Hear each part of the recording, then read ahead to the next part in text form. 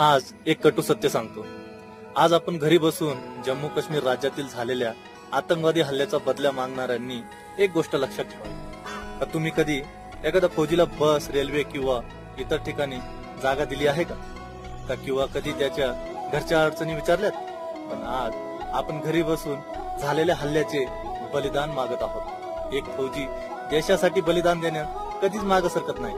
त्याला त्याचे कर्तव्य चांगलेच माहिती आहे. दुश्मन जोपर्यंत घरच्या अंगणात येत नाही तोपर्यंत लोकांचे फौजीविषयी प्रेम वाढत नाही. आता प्रत्येक फौजी सुट्टीवरून बॉर्डर कडे रिकॉल झालेला आहे. बघू तुम्ही किती मदत करतात आणि किती हेल्प करतात. जय